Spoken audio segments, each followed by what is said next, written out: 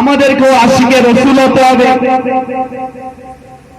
আমাদেরকেও রসুল প্রেমিক হতে হবে। তাহলে আপনার আমার জন্য কাল কিয়ামতের দিন আসান হবে, না হলে আপনাকে আমাকে কাল কিয়ামতের দিনে জবাবদিহি হতে হবে, আল্লাহর কাঠগড়ায় দাঁড়াতে হবে। আপনি আমি পাইদাইশি মুসলমান হয়ে গেলে হবে না, জন্মগত মুসলমান হয়ে গেলে হবে না। আপনার আমার উপর কিছু কর্তব্য আছে।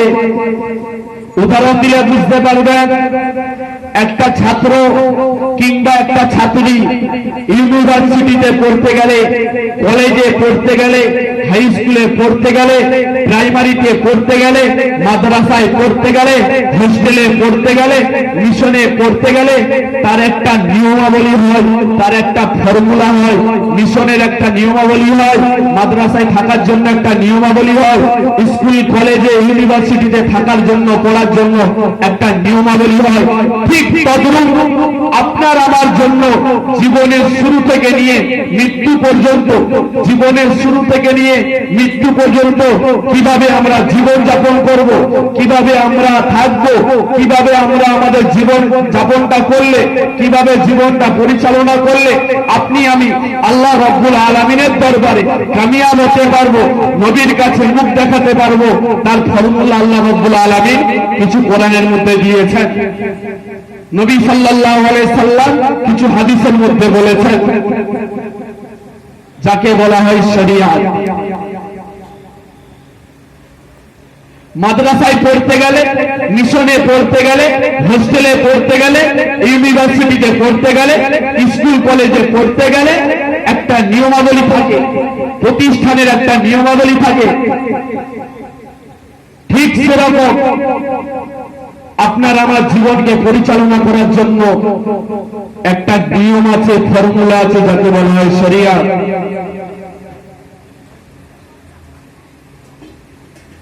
যাকে বলা হয় শরিয়াত, আপনাকে আমাকে, আপনি যেই হন যাই হন, আপনি যেই হন যাই হন, আপনাকে আমাকে শরিয়তের হুকুমটা মাথা পেতে মেনে নিতে হবে।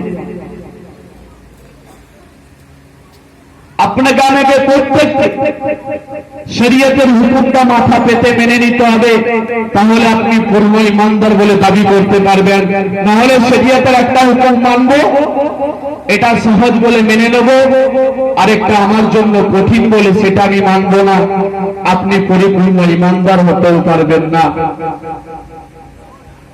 কথাগুলো বুঝবেন, ভালো করে শুনবেন। জানার নাম ইসলাম নয়, জেনে মানা তার প্রতি আমল করার নাম হলো ইসলাম। শরিয়ত জানলে হবে না, শরিয়ত জানতে হবে, তার প্রতি আমল করতে হবে, অর্থাৎ মানতে হবে। এর নাম হলো আপনি আমি ইসলামের মধ্যে দাখিল হব। আল্লাহ রাব্বুল আলামিন বলেছেন কোরআনের মধ্যে, ইন্নাস সালাতা কানাত আলাল মুমিনিনা কিতাবাম মাওকুতা।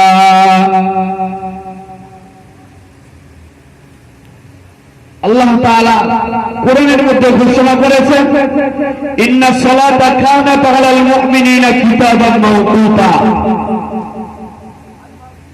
প্রত্যেকটা মুসলমান নরনারীর জন্য অবশ্যই, বেশক অবশ্যই,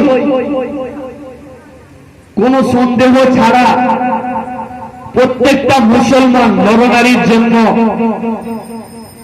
আল্লাহ রাব্বুল আলামিন নির্দিষ্ট সময়ে, যারা সাবালক সাবালিকা হয়েছে, নির্দিষ্ট সময়ে আল্লাহ রাব্বুল আলামিন নামাজকে ফরজ করেছেন, তিনার হুকুমটা ফরজ করেছেন।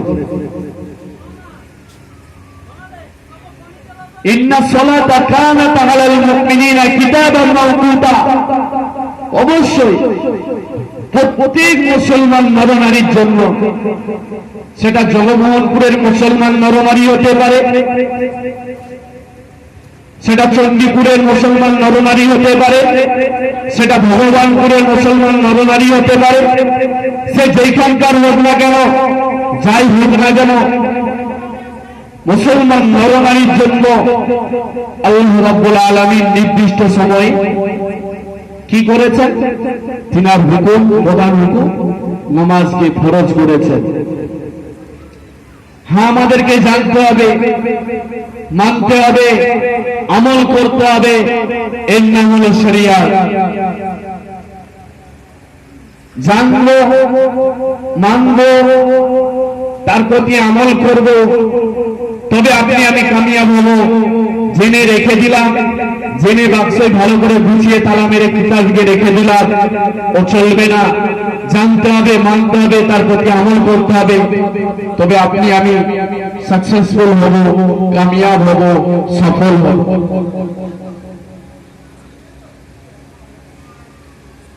একটা উদাহরণ দিলে বুঝতে পারবেন। নবী সাল্লাল্লাহু আলাইহি ওয়াসাল্লাম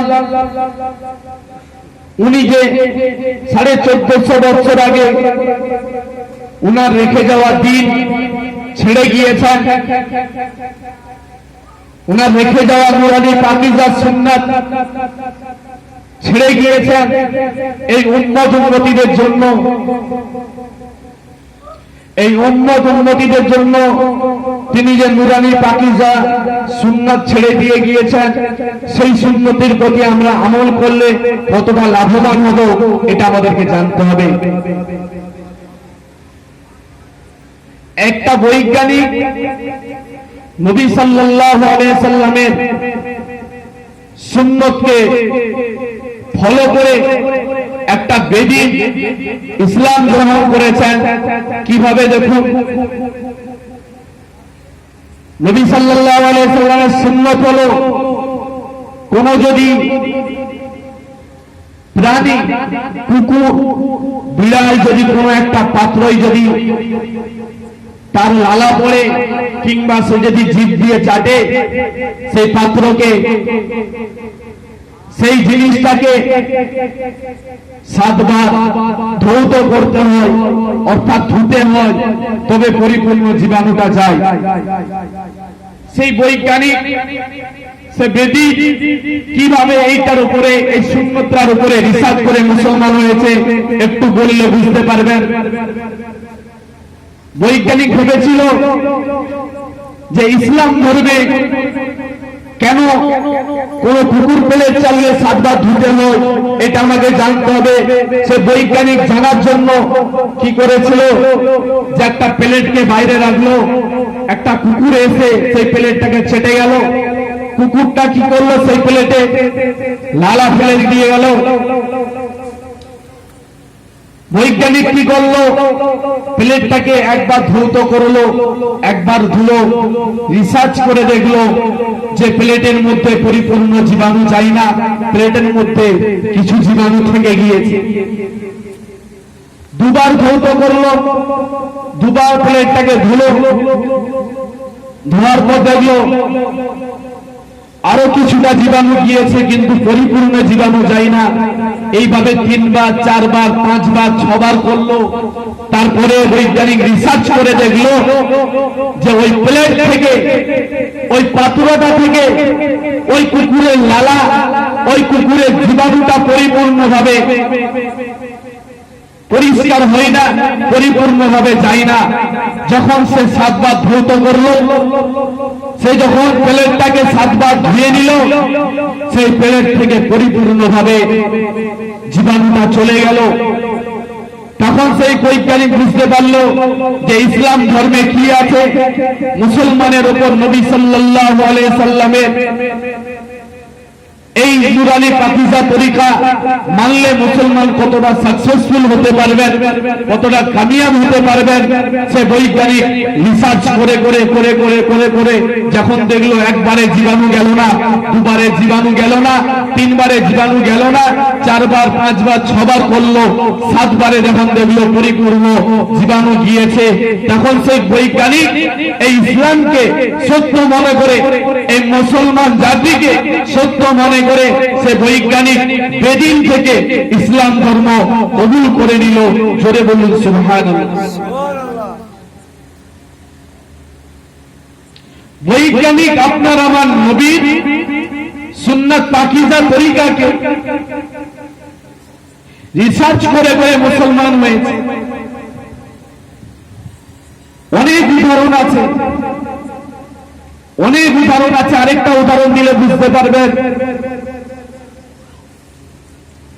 করোনার সময় যখন কোভিড-19 চলছিল, সেই সময়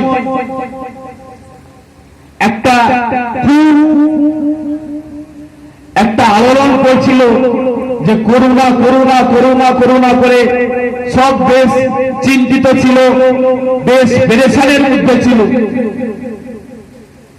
নবী সাল্লাল্লাহু আলাইহি সাল্লামের আরেকটা সুন্নত তরিকা দেখে আরেকটা বৈজ্ঞানিক বেদিন ইসলাম ধর্ম করেছে। সেই উদাহরণটা দিচ্ছি যে কোভিড-19 হচ্ছে, এত বেদিনদের হচ্ছে কেন, মুসলমানদের সংখ্যায় কম হচ্ছে কেন? কারণ মুসলমান দৈনিক 5 ওয়াক্ত নামাজ পড়ার আগে হাত মুখ ধৌত করে, একে বলা হয় উজু, একে বলা হয় উজু। হাত মুখ মাথা মুসাহা করে পা ধোয়, একে বলা হয় উজু। বৈজ্ঞানিক বলেছিল যদি কোনো ব্যক্তি দিনে 3 বার কিংবা 4 বার নিজের পা হাত পাকে পরিষ্কার করে ধৌত করে, তার কখনো কোভিড-19 হবে না। এই ঘাড়ে যে সূক্ষ্ম সূক্ষ্ম রোগ আল্লাহ দিয়েছেন, এই ঘাড়ে গলার পিছনে যে ঘাড় আছে, এই ঘাড়ে যে আল্লাহ তাআলা সূক্ষ্ম সূক্ষ্ম রোগ দিয়েছেন, এই রোগে যদি দৈনিক প্রতিদিন কেউ যদি 4 বার 5 বার এই সূক্ষ্ম সূক্ষ্ম রোগে পানিয়ে হাত দিয়ে হাতরা ছেড়ে যদি এখানে ঘষে নেয়, আমরা মুসলমানরা বলি যে এটাকে উজুর মাধ্যমে মাসাহ করে, ঘাড় মাসাহ করে। বৈজ্ঞানিক বলছে কখনো তার কোভিড-19 হবে না, কখনো তার করোনা হবে না। তাহলে এর মধ্যে বোঝা গেল নবী সাল্লাল্লাহু আলাইহি সাল্লামের সুন্নত তরিকার উপরে কতটা মুসলমান কামিয়াবে আছে, কতটা মুসলমানের জন্য সফলতা আছে, এটা আপনাকে আমাকে জানতে হবে। বৈজ্ঞানিক বলেছিল কখন এই কোভিড-19 সময়, কিন্তু আল্লাহ রাসূল সাল্লাল্লাহু আলাইহি সাল্লাম 1450 বছর আগে বলে দিয়েছেন যদি কেউ যদি হাত মুখ, অর্থাৎ যাকে আমরা ইসলাম ধর্মে উজু বলে থাকি, কেউ যদি 5 ওয়াক্ত দৈনিক উজু করে থাকে, ঘাড় মাসাহ করে থাকে, এই যে ঘাড়ে সূক্ষ্ম সূক্ষ্ম রোগ থাকে, আল্লাহ রাসূল সাল্লাল্লাহু আলাইহি সাল্লাম বলেছেন তার কখনো বড় বড় বিমারি আযাব থেকে আল্লাহ তাআলা হেফাজত করবে। জোরে বলুন সুবহানাল্লাহ। তাহলে নবী সাল্লাল্লাহু আলাইহি সাল্লামের সুন্নতের প্রতি আমল করলে আপনি আমি কতটা সাকসেসফুল হতে পারবো, কতটা লাভবান হতে পারবো, কতটা সফল হতে পারবো, কতটা কামিয়াব হতে পারবো, আপনাকে আমাকে ভেবে নিতে হবে। আপনার আমার নবীর সুন্নতকে রিসার্চ করে করে বেদিনরা, বৈজ্ঞানিকরা ইসলাম ধর্ম কবুল করছে, আর আপনি আমি তো জন্মগত মুসলমান বলে আপনার আমার কাছে নবী সাল্লাল্লাহু আলাইহি সাল্লামের সুন্নতের কোনো গুরুত্ব নেই। নবী সাল্লাল্লাহু আলাইহি সাল্লামের সুন্নতের গুরুত্ব যদি আপনার আমার মধ্যে থাকতো, তাহলে মুসলমান টুপিবিহীন কখনো ঘুরতো না, মুখে দাড়িবিহীন কখনো ঘুরতো না, সুন্নতি ড্রেস ছাড়া কখনো ঘুরতো না। এখন বেদিন আর মুসলমান চিনা বড় দায় হয়ে গিয়েছে। বেদিনদের মুখেও দাড়ি নেই, আর মুসলমানের বাচ্চাদের মুখেও দাড়ি নেই। এই জন্য ভেবে সালাম দিতে হয় এটা মুসলমান না বেদিন, এ গায়ের কলম না মুসলমান, ভেবে সালাম দিতে হয়। বড় অবাক লাগে বড় আশ্চর্য লাগে। মুসলমান হয়ে মুসলমানকে সালাম দিতে গেলে ভাবতে হয়, কারণ সে মুসলমানের মুখে দাড়ি নাই, নবীর সুন্নত তরিকা নাই। নবী সাল্লাল্লাহু আলাইহি সাল্লাম বলছেন, হাদিসের মধ্যে ঘোষণা করেছেন যে দাড়িতে কাটলো, যে দাড়িতে কাঁচি লাগালো, যে দাড়িতে তলোয়ার লাগালো, সে যেন আমি নবী, আমি আমার গলায় তলোয়ার লাগালো। সে নবী সাল্লাল্লাহু আলাইহি সাল্লাম বলছেন, সেই উম্মত যেন আমি নবী আমার গলায় তলোয়ার লাগালো। ভাবার বিষয়, আজ আমরা মুমিন মুসলমান বলে দাবি করি, বুকে হাত দিয়ে আমরা বলি আপনি আমি মুমিন মুসলমান বলে দাবি করছি ঠিকই, আপনি আমি মুমিন মুসলমানের মধ্যে কতটা গণ্য হয়েছি আমাদেরকে চিন্তা করতে হবে।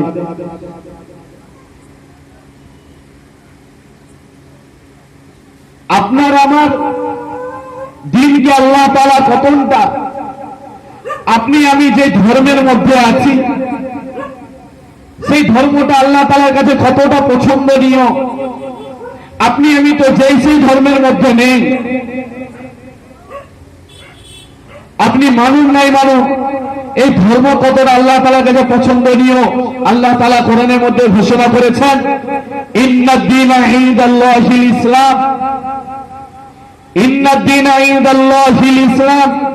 আল্লাহ রাব্বুল আলামিন বলছেন, দুনিয়ার মধ্যে যত ধর্ম রয়েছে, দুনিয়ার মধ্যে যত ধর্ম রয়েছে, অবশ্যই সব থেকে পছন্দনীয় আল্লাহ রাব্বুল আলামিনের দরবারে একটাই ধর্ম, সেটা হলো আপনার আমার ধর্ম, যাকে বলে ইসলাম। জোরে বলুন সুবহানাল্লাহ। যেটা আপনি আমি পেয়েছি, ইসলাম ধর্মের মানুষ হয়েছি আমরা।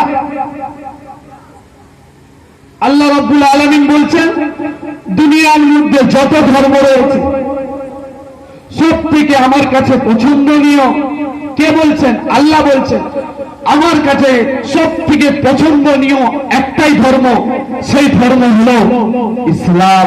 ইসলাম ইসলাম যেই ধর্মের উপরে আপনারা এবং আমরা আছি। এই ধর্ম আল্লাহ রাব্বুল আলামিন এত পছন্দনীয় বলেছেন কেন? এই ধর্মের মধ্যে কি রয়েছে আমাদেরকে জানতে হবে। কেন এত আল্লাহ রাব্বুল আলামিন এই ধর্মকে পছন্দনীয় করেছেন? এই ধর্মের ব্যাপারে কেন আল্লাহ রাব্বুল আলামিন কোরআনের মধ্যে ঘোষণা করেছেন? আল্লাহ রাব্বুল আলামিন অপর জায়গায় ঘোষণা করেছেন, লাকুম দীনুকুম ওয়ালিয়া দীন।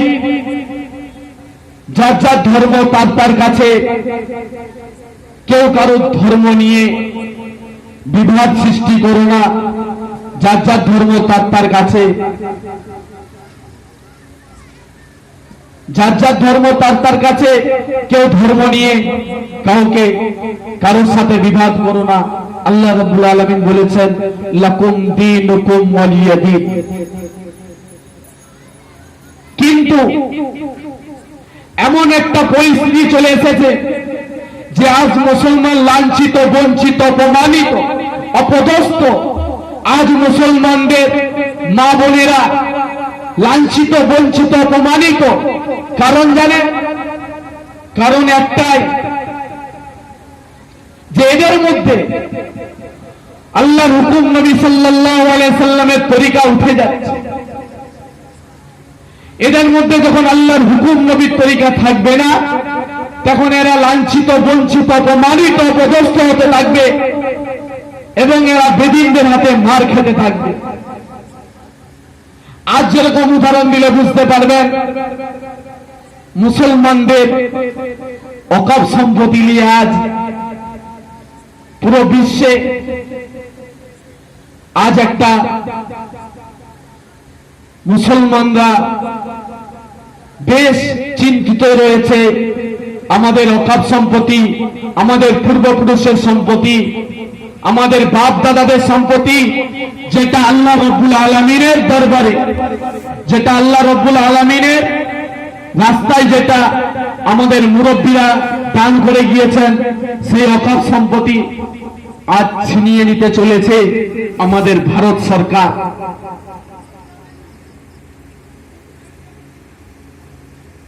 ভারত সরকার এটা আমাদের কাছ থেকে ছিনিয়ে নিতে চলেছে অকাপ সম্পত্তি। ভারত সরকার বলছে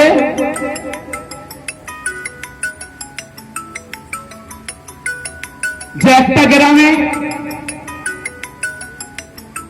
1000 মুসলমান আছে কিংবা 2000 মুসলমান আছে, একটা গ্রামে অত বড় কবরস্থান থাকবে কেন? 5 বিঘা 10 বিঘা কবরস্থান থাকবে কেন? কবরস্থানকে ছোট করো, বাকিটা সরকারের আন্ডারে তুলে দাও।